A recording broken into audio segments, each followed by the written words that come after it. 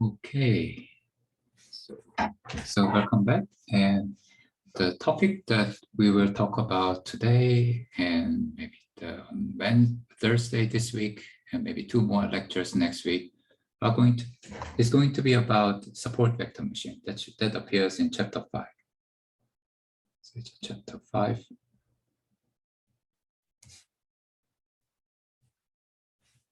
Which is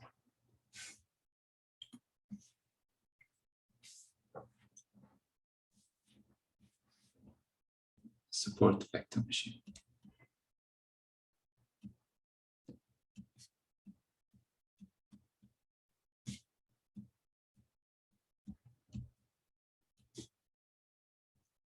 And although nowadays neural net is the one that almost everyone working on machine learning are interested in and trying to use.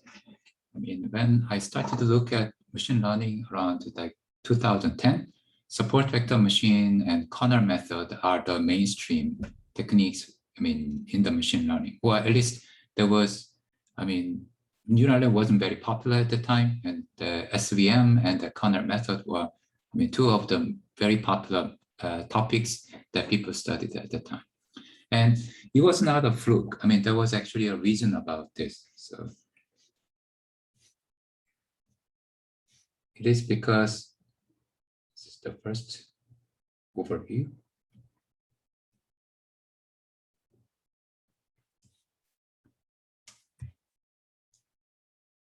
This is because support vector machine was actually, it has both of the two nice properties. It is a practical algorithm. It's not super efficient.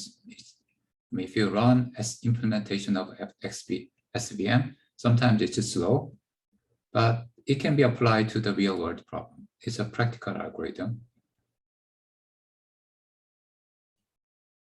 But at the same time, it has very nice theoretical properties.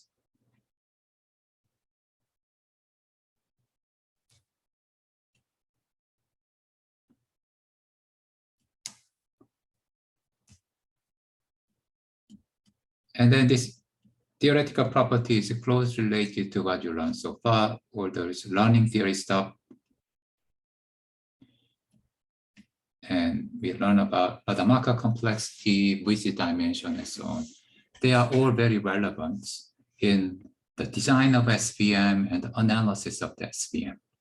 Actually, if you want to use SVM, you don't need to understand these theoretical properties, but to have a deep understanding, this learning theory will provide a good kind of guidance about how to understand this behavior of SVM in a non-trivial way.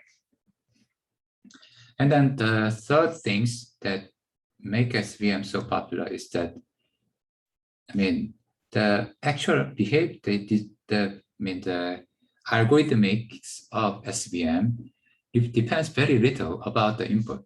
So SVM is an algorithm that given a set of labeled examples, x1, 1, 2, xm, ym. So these are the inputs of SVM. And then given this input, SVM learns a linear classifier, which means that it returns function h, hypothesis h, which is a mapping from x to label 1 or -1. But the way it determines the label is by a linear function, computing the sign of a linear function, where this linear function or hyperplane f is defined as usual. Take inner products with x plus some bias term b.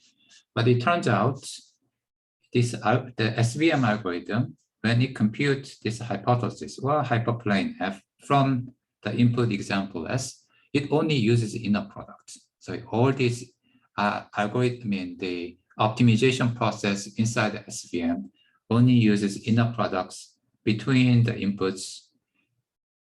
Also, when we apply the learned hypothesis h to a new input, it also uses inner product. I mean, which you can inner product between X and the old inputs that is given during the training. Okay. What does that mean? This means that all the optimization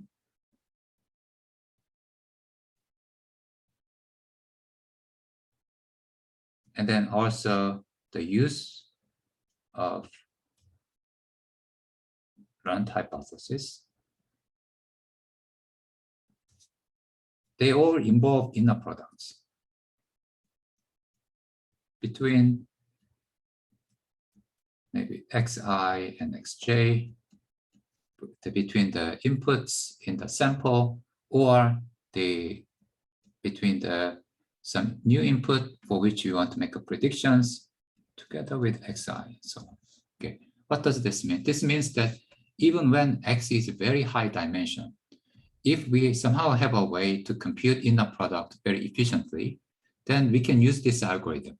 Okay, and what people did actually is that they consider the input space, which is an infinite dimension. So they consider the input space where x lives in R to the infinity. Actually, it's not really just R to the infinity. It's some Hilbert space which has a infinite dimensional Hilbert space, but the x gets mapped to the. I mean, this input is expressed as an element in the infinite dimensional space, but then this algorithm still works because it only involves inner products between x and xi without requiring us to express this infinite dimensional element in x and xi. I mean, and then it turns out even for some infinite dimensional Hilbert space, this inner product can be computed efficiently, even though we cannot express this infinite dimensional object directly. Okay, so the third aspect is that it's highly extensible. So because it relies very little bit of information about the input, it can be used in a much more powerful techniques, in particular the kernel method. So for these reasons, the SVM was one of the most popular techniques before. I mean, before being taken over by the neural net-based idea. But I think that some of the ideas behind the SVM, I mean, if you learn about it and then understand its analysis, that will become a good tool set. I mean, good kind of, we will help you to design a new algorithm and new analysis of the algorithms in the future. I mean, no matter what, which kind of, whether you use SVM or maybe a neural net and so on.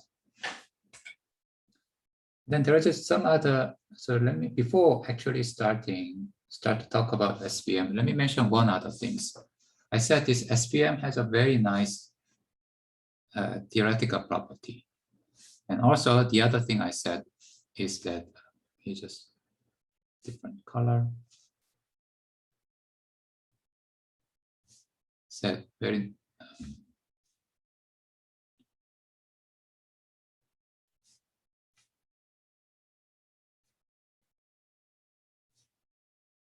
so it has a very nice theoretical properties. And then also I said it learns linear, it learns a hyperplane that defines a classifier, defines a hypothesis. Okay. So to have some specific aspect of SVM, I mean, one good thing to try is to recall what we learned about what we learned when we studied VC dimensions and so on. One thing that we learned before is that we learn about generalization bound.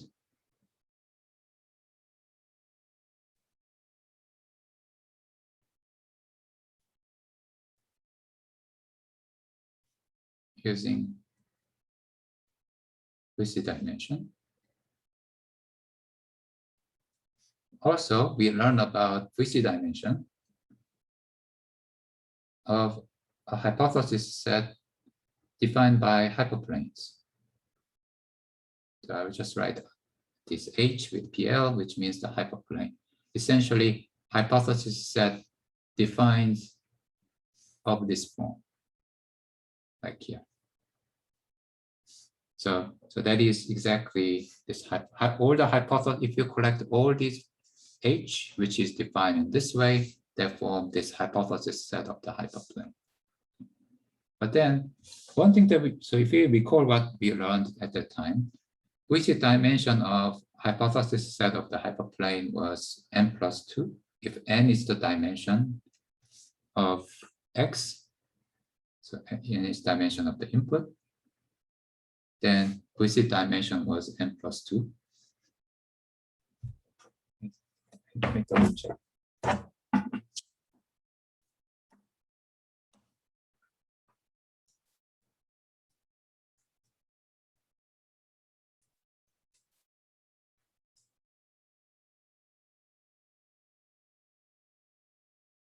Actually, n+1.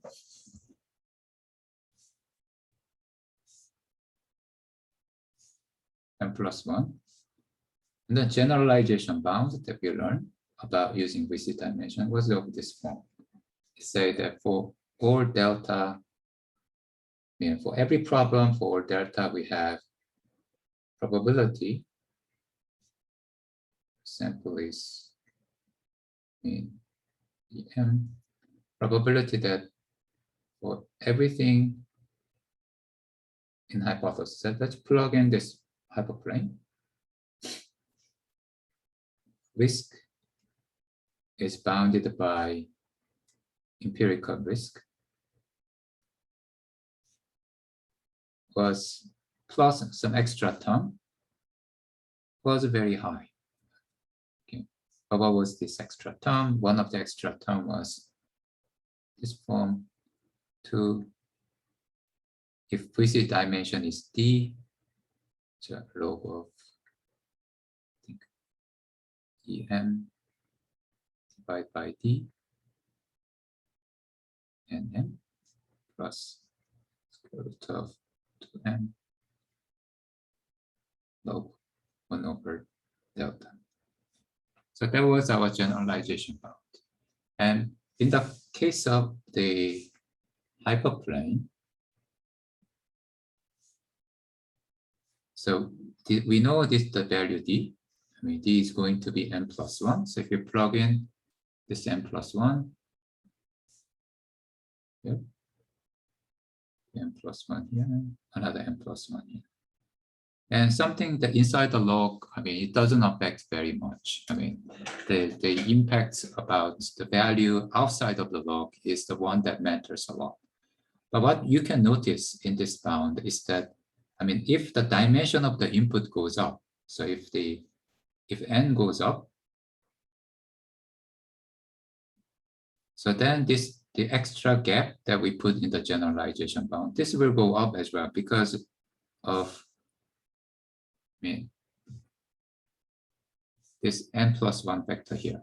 Okay, so what does that imply? It implies that now I said sometimes we want to use infinite inputs in the infinite dimension and want to define the hypothesis over infinite dimension, because if you do so, then because the input is so rich, we can come up with, we can learn some nice classifier there. Okay, but this VC dimension bound tells us if n is infinite, I mean, this bound doesn't mean anything, okay? Because the right-hand side is infinite, right? So this, the analysis that we learned before, and it tells us if we just follow exactly the same analysis and design an algorithm based on this generalization bound analysis, we are not going to get a nice algorithm that works well in the high dimension of inputs. Okay, so for instance, if we just design an algorithm that may minimize the empirical risk, this is the R head of S, H, then the guarantee that comes with it is going to be pretty weak in terms of the dimension of the input because of the dependency on n, and that means potentially that empirical risk minimization only is not, perhaps is not going to perform very well. So SVM has one more idea that, in a sense, overcome this problem of the dimension of the input. So it uses something called just right here. It uses something called margin maximization.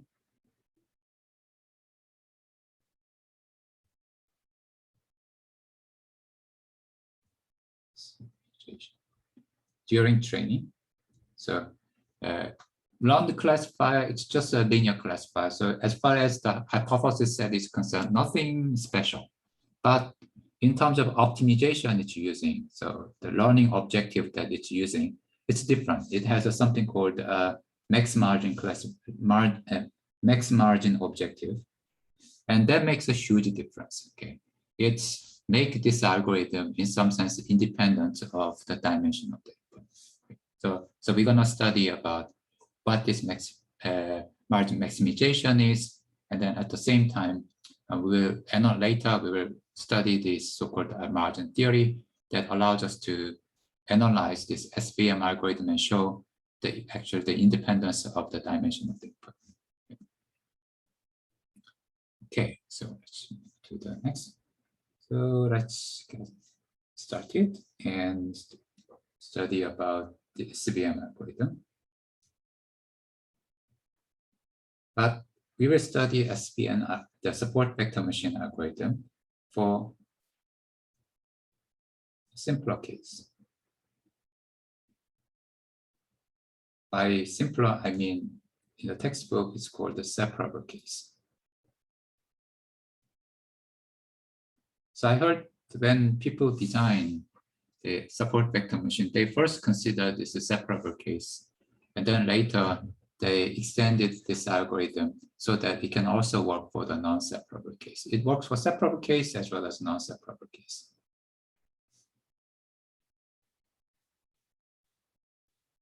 So a few keywords about SVM, I just recap what I said before.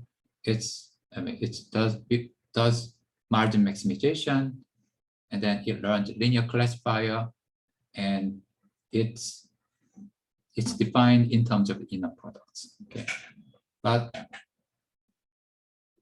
before talking about this, let me just write it down the support vector machine algorithm. So just show you the SVM algorithm first.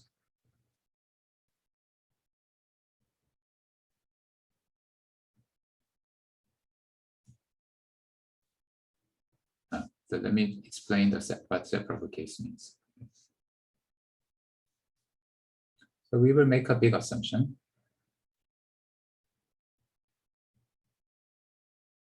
So then the first assumption is not so big.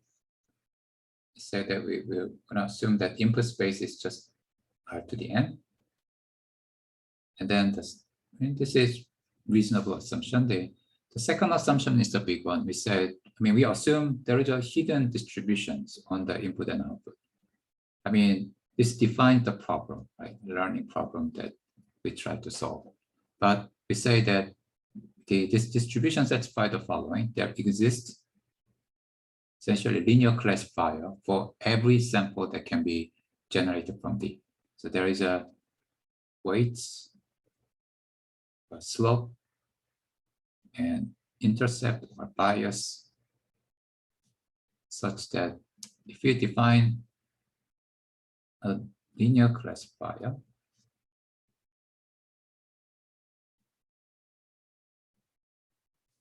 then if you define the linear classifier, and then then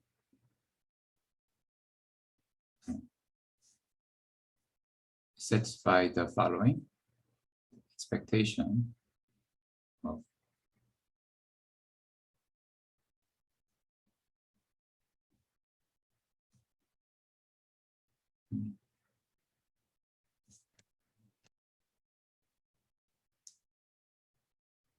expectation that this f of x and then y have a different sign will be 0.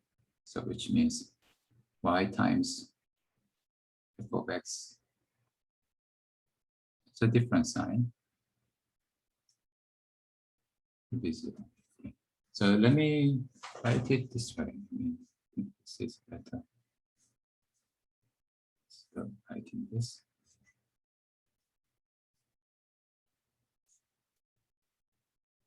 I mean, that's not equivalent, but I think this is a bit better.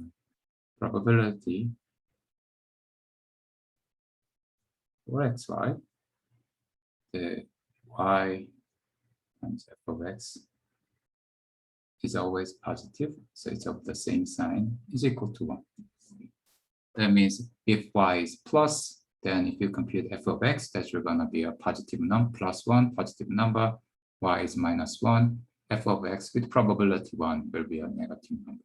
In other words, this classifier, this hyperplane f defined by the W and B will classify all the samples, that labeled samples can be generated, every labeled examples that can be generated from the distribution D. So that's what we mean by the separable case.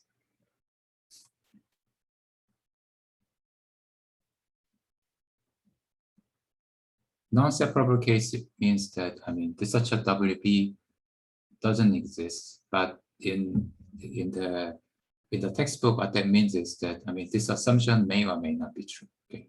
So this number 2 is a big assumption we are making. And under this assumption, here's an algorithm.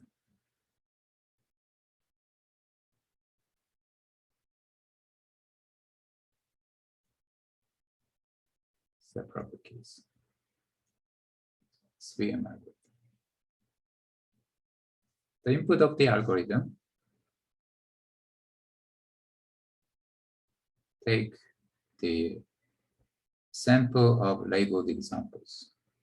S, Svm, 1, 2, Sm, Ym. But we assume that's generated from the event. Okay. What does that mean? This means that by using exactly the same, I mean, the same W and B that we assumed in number 2, we can classify all these examples in S correctly. Okay. Just the problem is we don't know what W and B is, but it's possible to classify everything correctly using using this the hypothesis generated from the hyperplane. Now, how the algorithm works? The algorithm works like this. It solves one following optimization problem.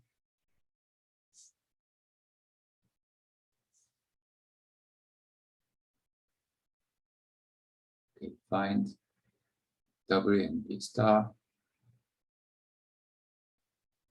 which is it minimize 1 over n.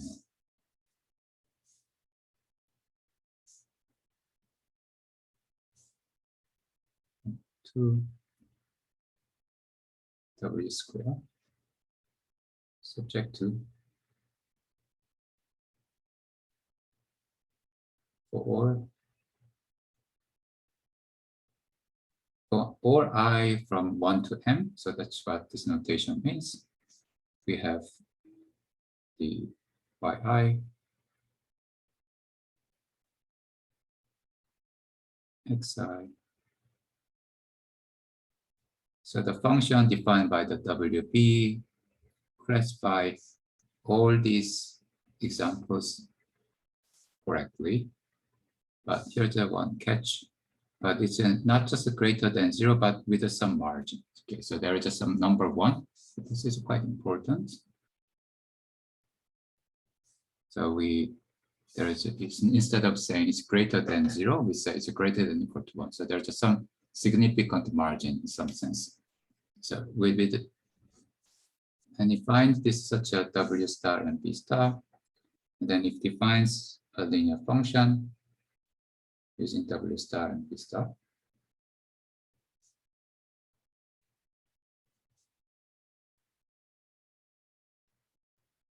Cheers.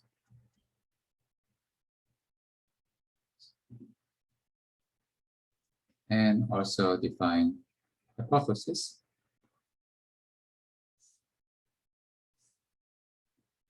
by taking sign.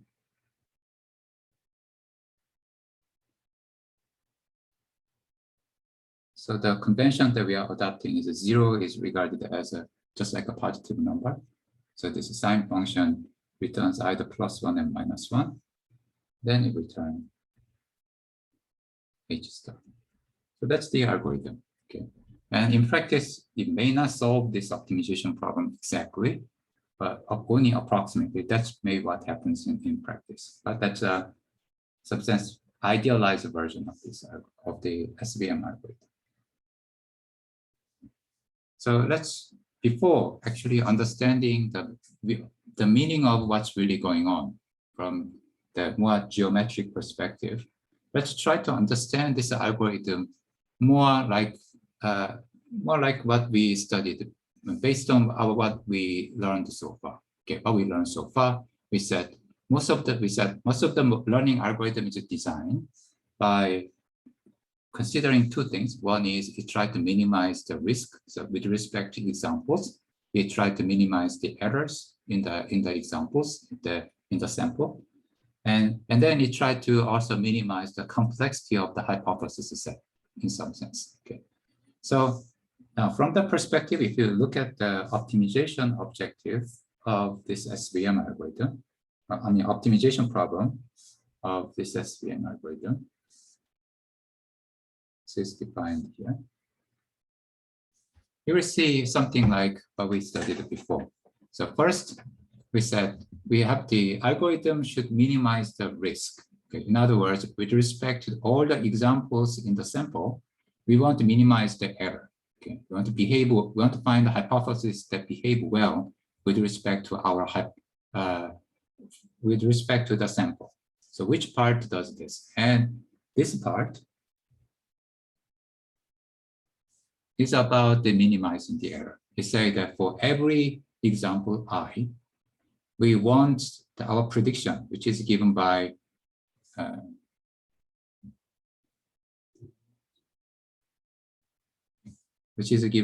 this term. We want our prediction to be correct. So if you exactly of the same sign as yi, so yi is +1, our prediction, we want it to be positive. Yi is -1. That we want our prediction to be negative. But one difference between, what's going on here and empirical risk minimization is that we are actually requiring a little bit more. Instead of saying that's greater than 0 or greater than equal to 0, we are saying it's greater than 1. Okay, so that means there is a clear bound. Although it looks like 1 is a very small number, compared to 0, it's a much significant change. Okay. So we are saying there's a significant change, which is with our hypothesis that our linear, the hyperplane that we want to find should be reasonably confident. They classify examples reasonably confidently. So this number 1 captures this idea that the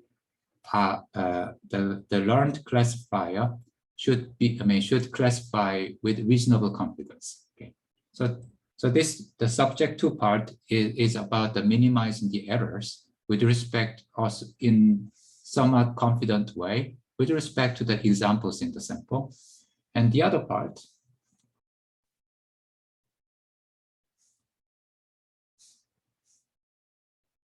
is about minimizing the complexity. This is a bit similar to what you learned when we talk about model selection. At the time, we said the minimizing this W.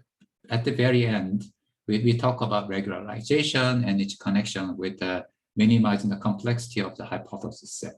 So this is somewhat related to the minimizing the complexity of the hypothesis set. Okay, so this algorithm has a 2 part, just like our model selection based algorithm. It has a 1 part that tries to minimize the errors with respect to the examples in the sample, and the other part which minimize the complexity of the hypothesis set that we are using in this algorithm. Yeah. But something strange is that when we minimize the errors with respect to the example, instead of using greater than 0, we are using greater than equal to 1. And that's closely related to the margin maximization idea. And by the way, I'm sure perhaps most of you know about this, the two norms of W, but if you don't know what this means, this means that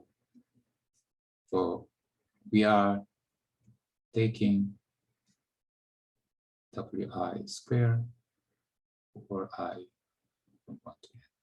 Okay. So this norm is square root of this is sum of squares of each component. If you square it, then that's what we get here. All right. So now how this algorithm is defined. Okay. So this is how algorithm is defined.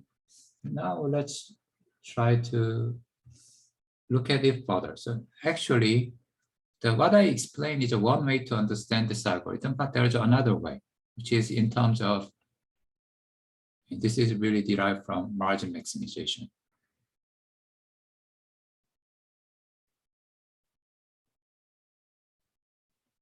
So that's a perspective of understanding this algorithm more geometrically. So that's what we're gonna do. But before going there, okay, perhaps some of you may not worry about this, but some of you might worry about this. So I said we are computing argmin, but who knows, maybe this minimum doesn't exist, okay? So really what we know is that if you replace, so we have an argument here. If you replace argument by just primum, that's always exists. If you include infinity, but if you just not infimum,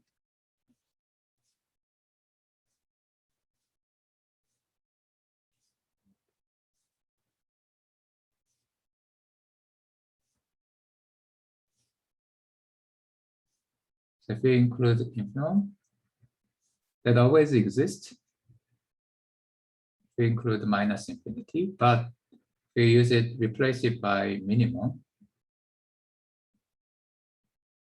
that might or might not exist. But actually you can prove for this specific example that, you can always, you can always replace this infimum by minimum because, by using some tricks, you can remove B in this optimization problem.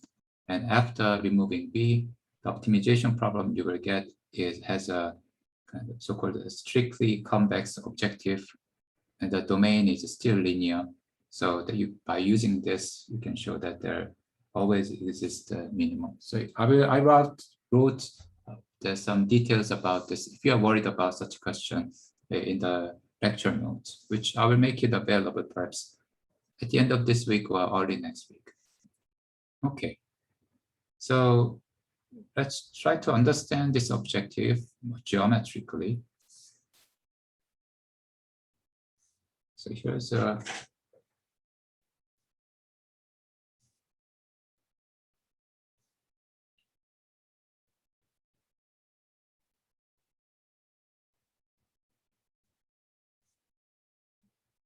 geometric understanding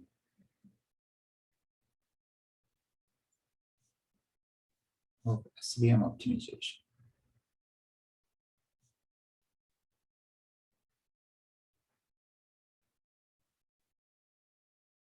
So what's really going on here? So the Svm algorithm is a given bunch of input. So like some two-dimensional space, a bunch of inputs like this, together with a label. So maybe we have this is plus 1, it's -1. But then what it tried to find, what I'm going to explain to you is that what it tried to find is a dividing line between plus and minus. But there are lots of dividing lines among the plus and minus. But among the dividing line, you will try to find the one that maximizes the distance. So for this specific dividing line, the distance to the closest point is this one, this guy. I mean, my drawing skill is not very good. But then there is just something better. If you draw a dividing line a little bit better, so then maybe the closest point is now this guy. Okay, the distance from the line to the closest point, then maybe this one is closer.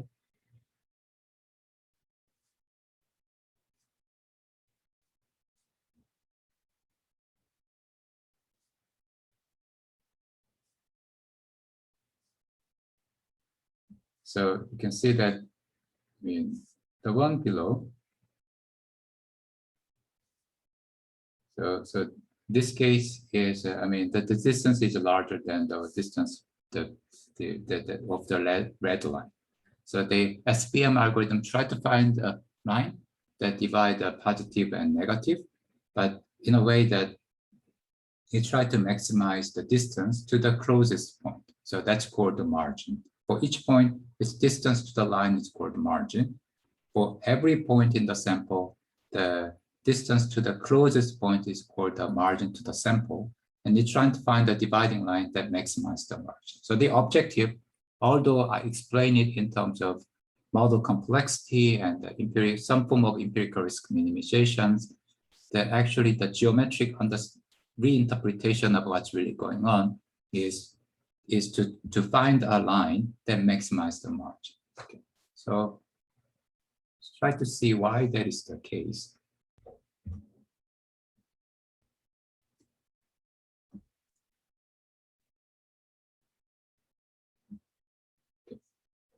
To do so, we need to define the so-called margin. So we say the geometric margin, sometimes just say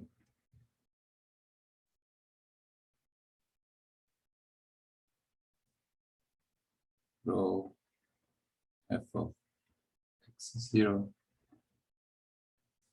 of x0. And here f is a linear function.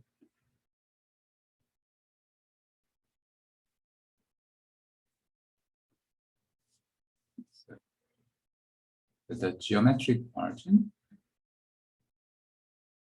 is the distance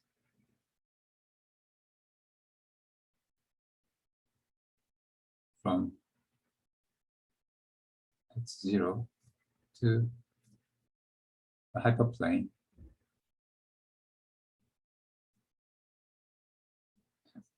okay. So in the picture, so the one, I mean, so this distance is going to be the geometric margin of the point that I just highlighted to the green line, and so on. Okay, so geometrically, that's how it's defined. And I think if you remember what you learned in the high school, so then there is actually a formula that allows us to compute the geometric margin. Then the formula goes like this. So if you have an x0 and hyperplane f, it's rho f x0. It's defined by wx plus b times size of the. And one way to see why that distance is, I mean, you just move the denominator inside the absolute value.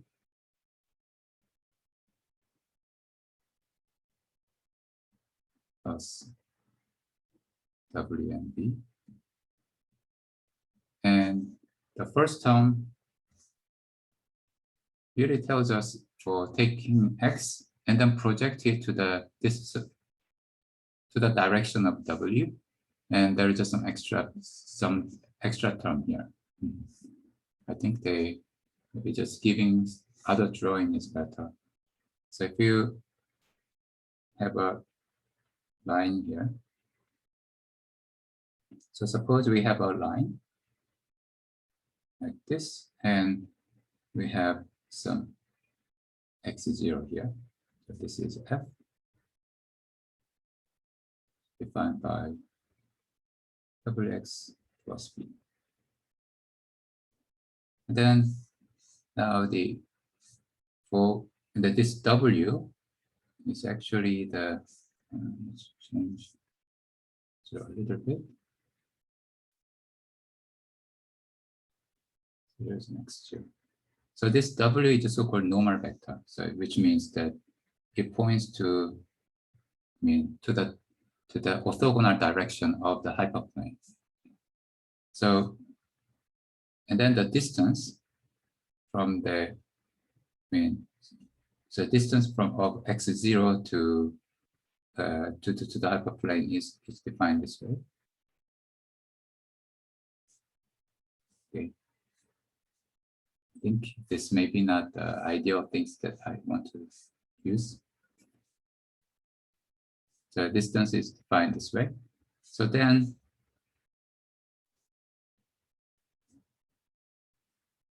W is orthogonal direction.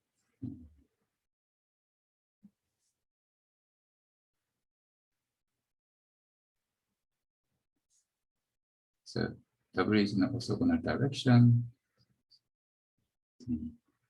This here. So then, what should we do? How to compute the distance? Which is this quantity. And the way to compute the distance is first. So this is the vector x0. So we project x0 to the direction of w. So we project x0 to the direction of w. But they will give a vector here.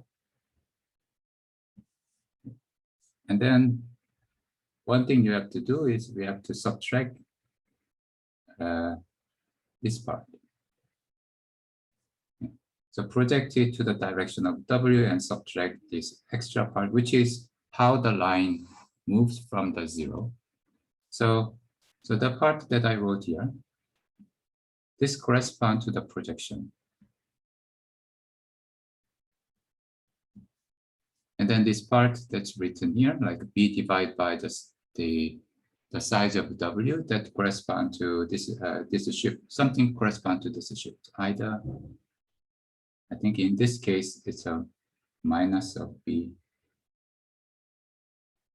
w. Right. So that correspond to this shift. So if you subtract, this guy from the projected part. I don't think I use colors. So this projected part correspond to.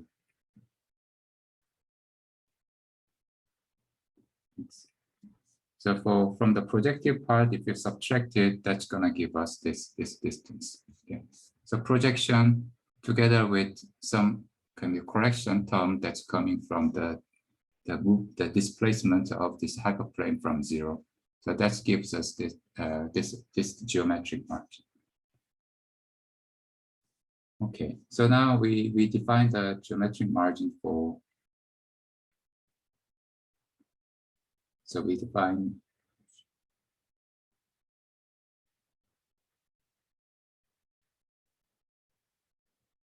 margin. In the textbook, it's written like this: of entire sample S, which is this one.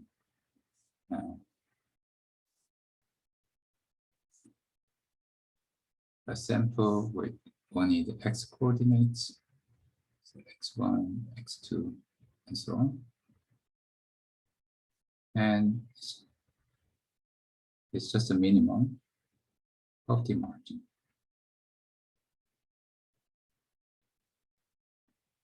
I is in it. So it's two concepts. So geometric margin, and that's defined this way. And that margin is defined by the distance, but actual formula is defined like the one that I showed there. Now, based on these two, then I said SVM is an algorithm that try to, so SVM is an algorithm that try to maximize the margin. So we can write this algorithm as follows. So we say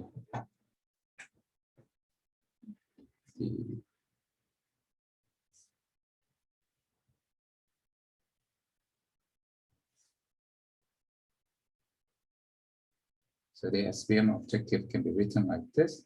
So Svm, you want to find W and B such that it's a geometric margin for a function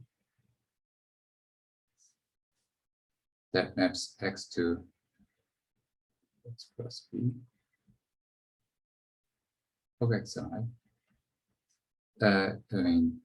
So this minimum part is a geometric margin. Supremum means we want to maximize the geometric margin, and among, but we want to consider only this W and B that classify all these examples correctly.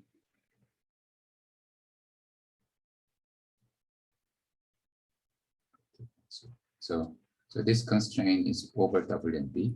So this is a kind of direct encoding of intuitions that I explained to you. So we want to find the hyperplane defined by W and B that classify all the examples correctly. But among such hyperplane, we want to find the one that maximizes the geometric margin. So that's written like this.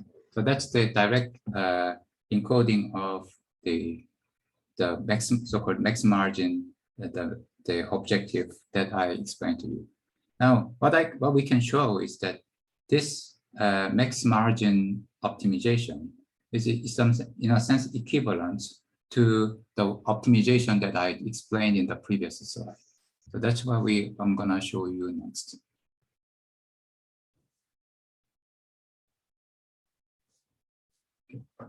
So we'll show the following.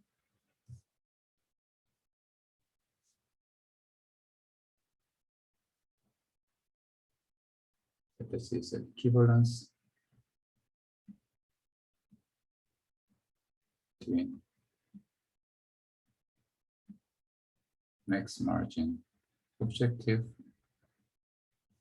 and Svm objective.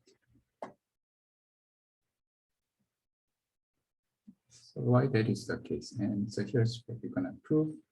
So beginning we have Svm WB.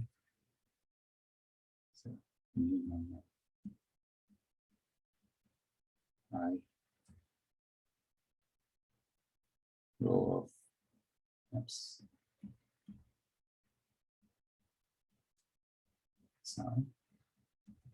And we consider WB, which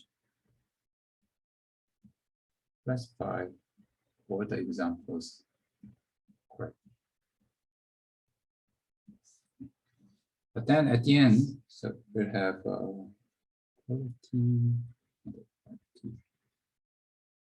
another quality. And at the end, we will show the following. Say, Svm WB.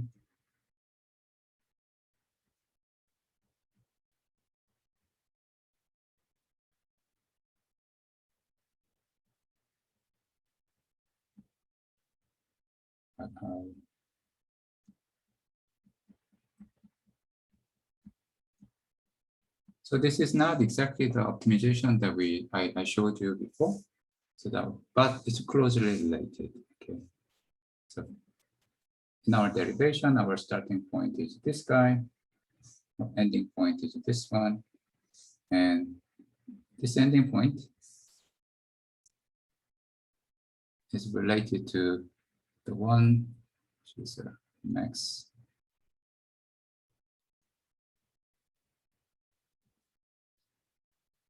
WB condition. This is from the SVM. And the relationship is that as I said, the right-hand side has a solution WB. It turns out the left-hand side is also have a solution WB, so you can replace the minimum.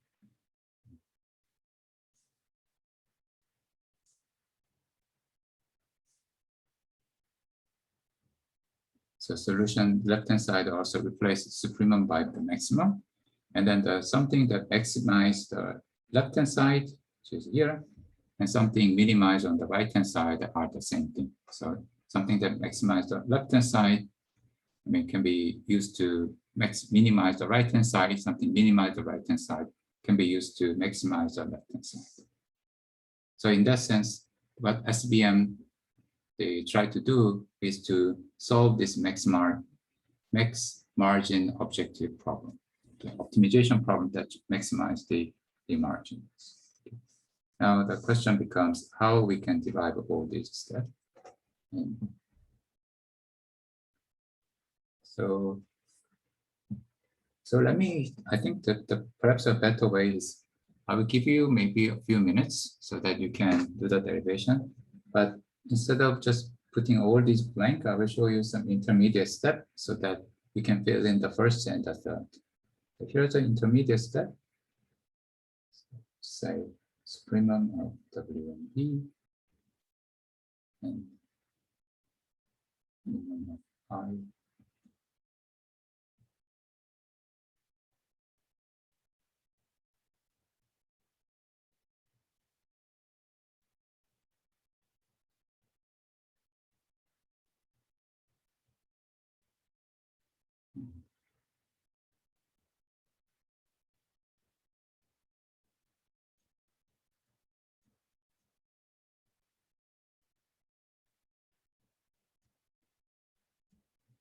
So try to fill in the first blank and the third blank. And here's a quick reminder of what this OF is. If F is defined by this W and B,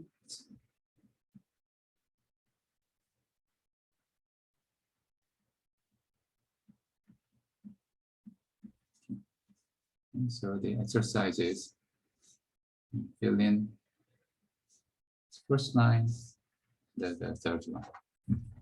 Okay, I will give you 3 minutes to think about this.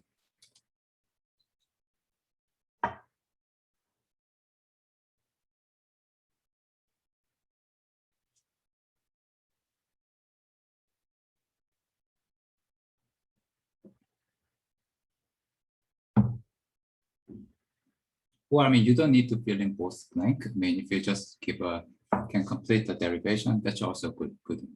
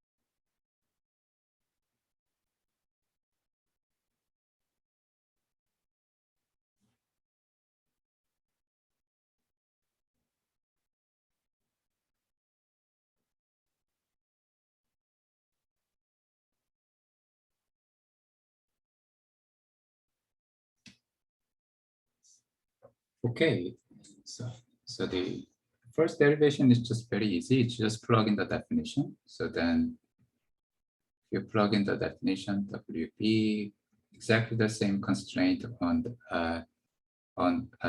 the using yi and xi and so on. Then this minimum part is replaced by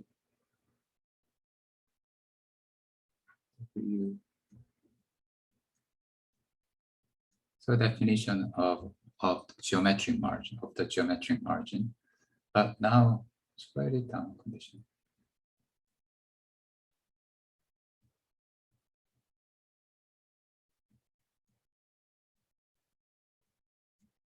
So we know that the condition here,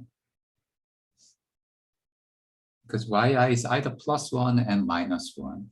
And then this condition means yi is exactly the sign of W, the inner product Wxi plus b. So the absolute value can be obtained just by multiplying this yi. So if you multiply yi to this quantity on the right-hand side, then because they are of the same sign, that's exactly the same as the absolute value. So that's why we can get this step 2.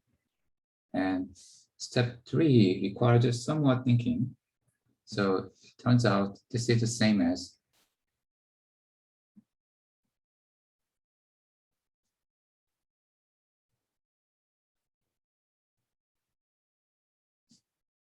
where for I,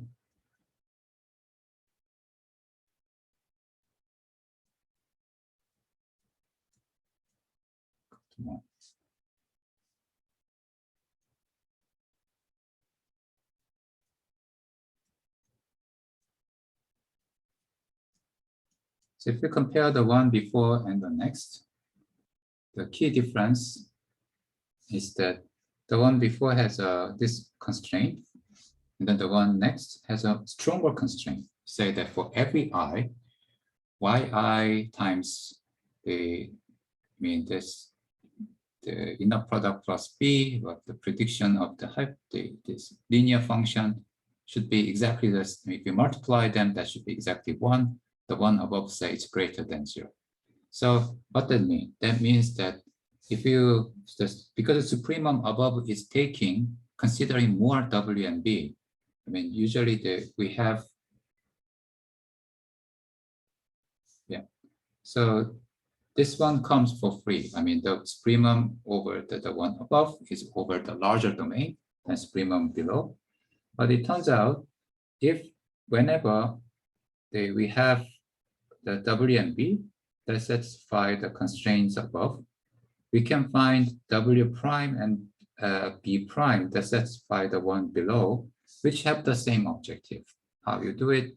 So if you have a W and B that satisfy this objective here, so then we can define W prime to be.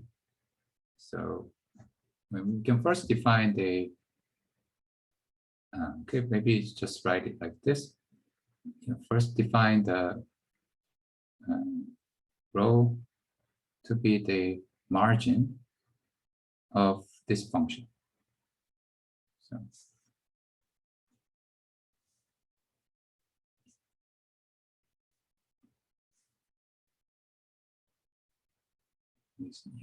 the margin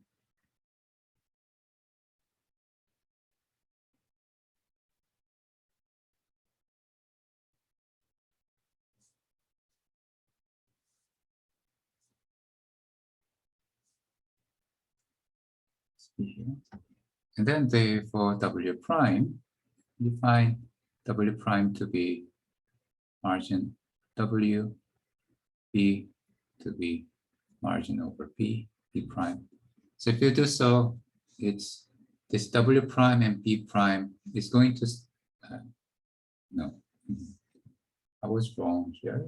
It's not 4 pi. It's minimum.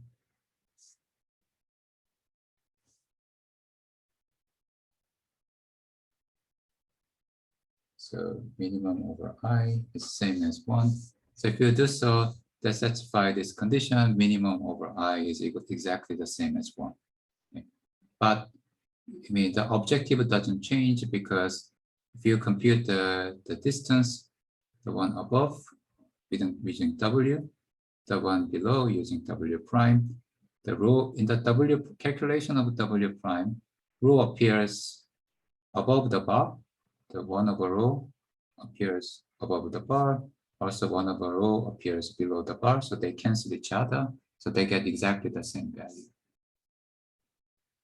So using from each WB, you can construct W prime and B prime that satisfy the constraint below that have the same objective. That shows that these two optimization problems are exactly the same. Now for this, so we reduce the domain of optimization, but now we increase the domain of optimization a little bit by trying to get rid of this minimization. There's actually the one more step, the supremum of WB for I. Now what we do is that for I,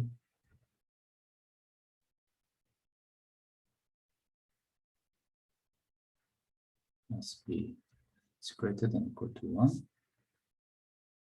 1. Okay, so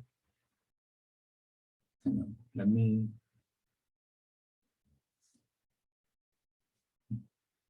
before going there, actually we use this fact. So why do we replace the restricted domain like this? If you restrict the domain like this, then we know that given W and B, the minimum that we should compute, the minimum that we should compute here is always going to be 1 over W, the size of W, the norm of W.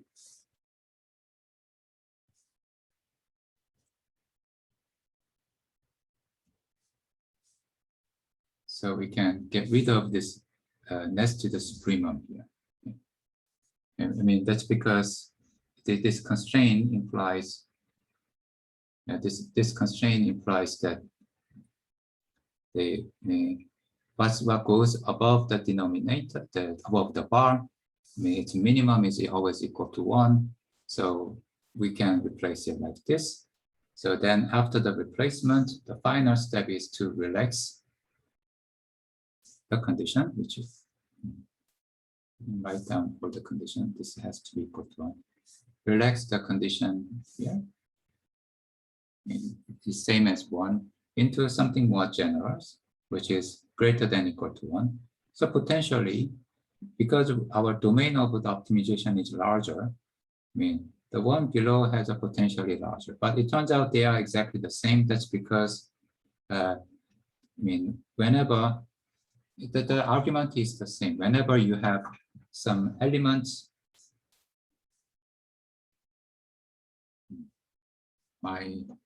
sorry about this, my system froze.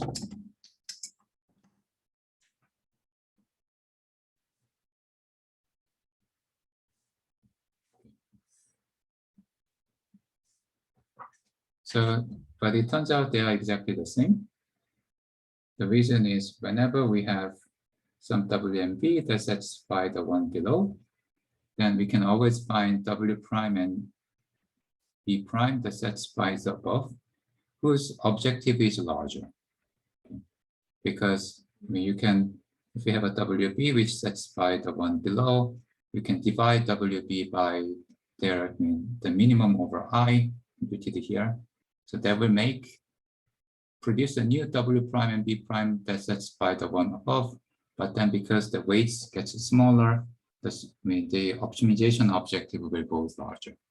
So the argument is like this: we reduce the domain or increase the domain of optimization, but in order to show that things are all okay, whenever you increase the domain, anything that's added there will not affect optimization.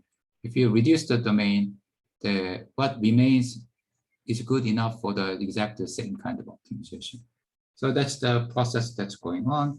And during this derivation, you can show that what we proved is the optimization on the top mean, this guy is equivalent to the optimization below, and then optimization below has a this is primum can be replaced by the maximum, and then argmax of this optimization objective is exactly the same as argmin of the objective that we discussed in the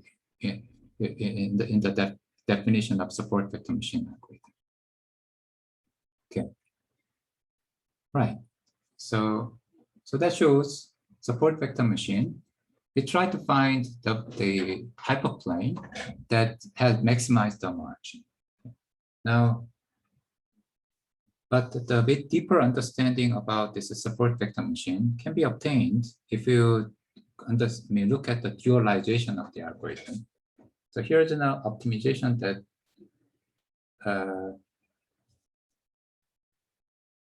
of SVM.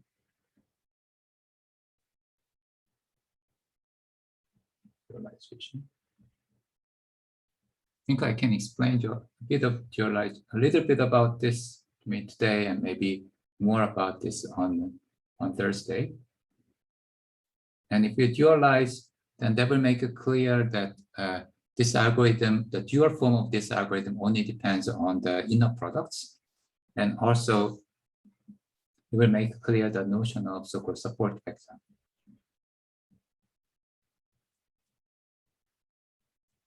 So what's the dualization? So here's a reminder of the optimization in SVM, which is minimization. So now replace this minimization as an increment. Increment of here. Be subject to the objective for I.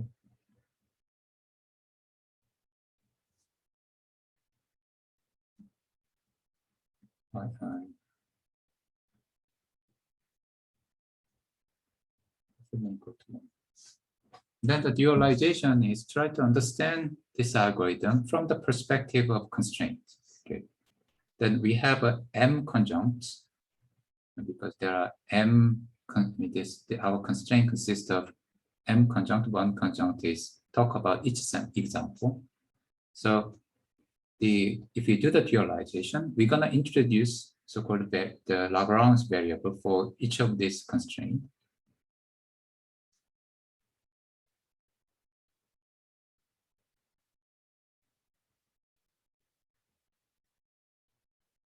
So which is alpha 1 up to alpha m, because we have a M conjunct here. And then we will try to rewrite this optimization problem in terms of this Lagrange variables. And so this dualization involves multiple steps, but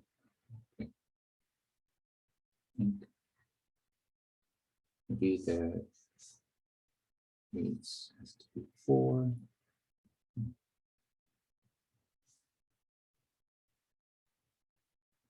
Dualization involves multiple steps, but I'll give you some key idea behind the dualization. Key idea of dualization is why we are doing dualization. I mean, it will bring a new insight. Also, it will, in a sense, help us to get rid of this constraint. I mean, to analyze what's really going on in this algorithm. Sometimes the impact of what this constraint actually do in terms of this optimization is sometimes unclear. But if you dualize, then the impact of this constraint disappears, and its impact can fully expressed in terms of optimization over a single objective.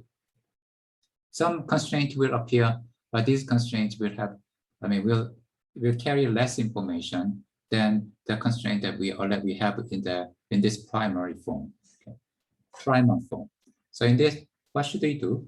The idea is to introduce so-called Lagrangian. Okay, so that's a function on the variable that already exists, together with these newly introduced variables called Lagrange variable alpha. And then we define a function as the original objective, together with, for every conjunct, I mean, we phrase every conjunct in terms of this 0 less than some form.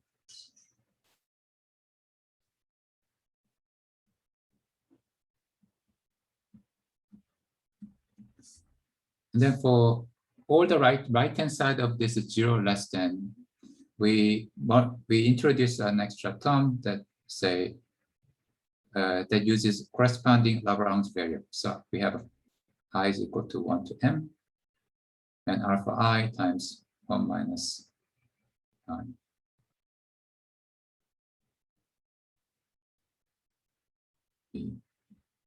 Something like this. So this is the right-hand side, and that corresponds to this right-hand side of the constraint. And then this W is really coming from, the first part is really coming from the original objective. So if we do so, then here's a one thing that we can express. We say infimum. All these Lagrange variables are non-negative. They're all non-negative. So this infimum over the original problem subject to something that is the same as infimum WP and sprimum Lagrange variable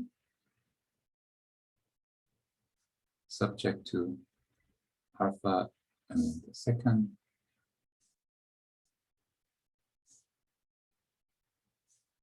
so sprimum case, we put a constraint that's subject to all these alpha I within 0 for I. So note that in the original problem, we have a highly complicated,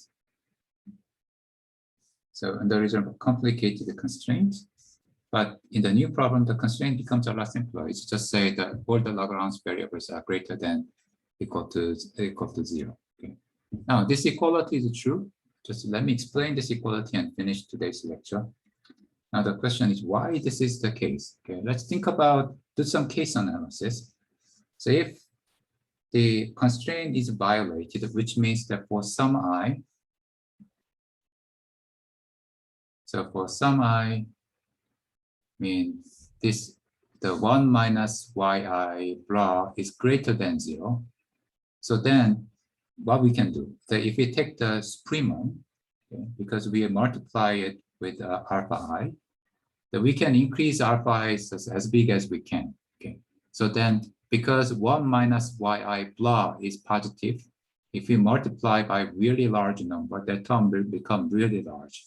In fact, we can make this sprimum to infinite in that case. So that means that whenever some constraints get violated, the inside of the nested optimization given by the sprimum will have an infinite. But if we satisfy all these constraints, because this 1 minus yi in that blah in that case is always less, is it's smaller than equal to 0, and alpha is positive. This term in that case will be at most 0. Okay. In other words, if constraints are violated, the nested the optimization given by sprimum is going to be infinite. The constraints are satisfied. Constraint is satisfied, then the nested optimization will have a value 0. Of course, we prefer to value 0 if you want to minimize the entire thing. So in some sense, by introducing the Lagrangian, and then putting the sprimum over alpha, we are encoding the constraint of the original problem in terms of an optimization problem. It turns out this will be extremely useful and allows us to have a better understanding about what's really going on in the algorithm and derive a new algorithm sometimes. And just before finishing, let me mention one final thing. I said the dualization is really based on the constraint, but from the perspective of the algorithm, what dualization do is the original algorithm is defined express everything in terms of the input space. So it doesn't talk about inputs, all the learned stuff and optimization are all done over the space of the input, like a W and B. So W is in the, it lives in RTDN. On the other hand, all these Lagrangians are, we have a one Lagrange variable per example. Like we have a x1, y1, x2, y2, and so on. And each of them generate constraint, and each of them also generate Lagrange variable. So dualizing it kind of allows us to switch the perspective from the input space to the specific examples. So later, if you look at the kernel-based algorithms, they all, in some sense, they work like remembering the examples in the training set. And then whenever they make predictions, they use these examples to make predictions. And that's because many of these algorithms are derived by this dualization idea. Okay, so that's it for today, and sorry for going over long. And so thank you very much, and hope to see you on Thursday again.